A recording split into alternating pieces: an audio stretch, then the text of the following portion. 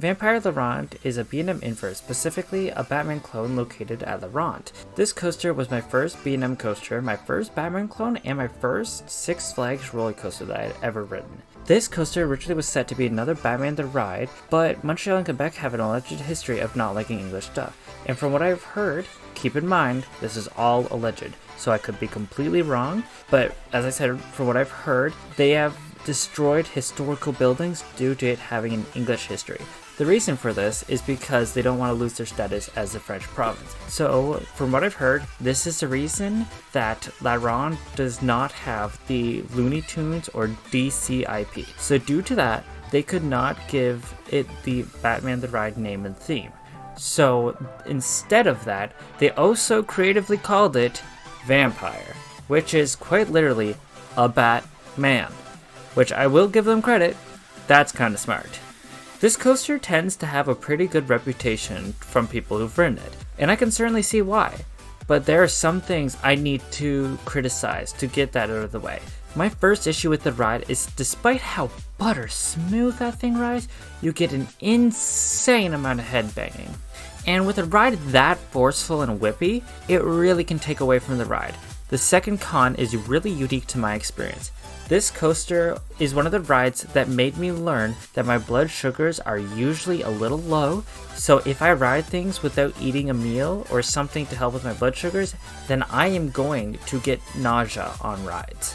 And there are two main parts that really made me feel like I was going to be sick, which were the parts that were considered the best. So this will affect my score and how I feel about the ride. But it is important to note, this coaster is a coaster that I need to re-ride. I did not know how to embrace for the headbanging when I rode it, and I've been on plenty of roller coasters that have headbanging that they don't affect my score at all because, like I said, I know how to deal with it now and I know how to brace. Ideally, I'd like to wait till they get a RMC or something new before I come back to the park, but knowing Six Flags, if I did wait for that, I'd probably never be back.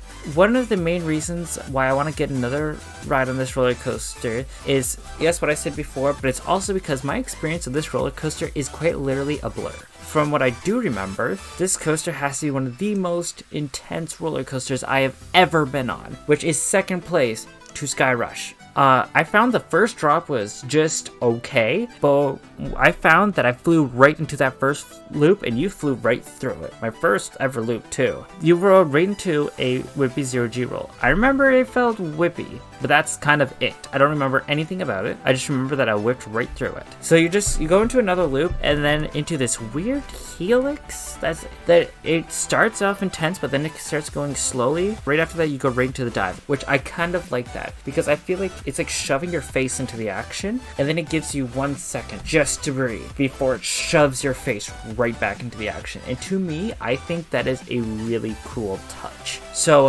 after that helix, it throws you into 2 more wing overs. I remember it being tense. That's kind of it. I don't remember how it felt or anything. And I forgot to say, this coaster left me breathless in the brake run. I don't remember ever going on a coaster, but I remember on that last turn and in the brake run, I was like completely grayed out. I wasn't blacked out. I did not black out, but I very much grayed out.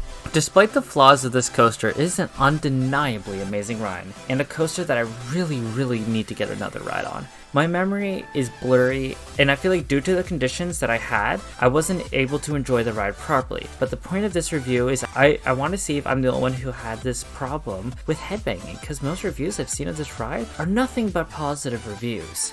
And everyone's entitled to their opinion, so I just want to know if this is the way the ride is, or if I just got a bad ride on it. But overall, I'm giving this coaster an 8. It is an absolutely amazing roller coaster that I am very happy to have here in Canada. So yeah, thank you for watching the whole video. I put a lot of work into these videos, so it means a lot to me that you watched it all. If you enjoyed this video, it would mean a lot to me if you were to like the video and subscribe to my channel. Thank you, and I hope you have a great day.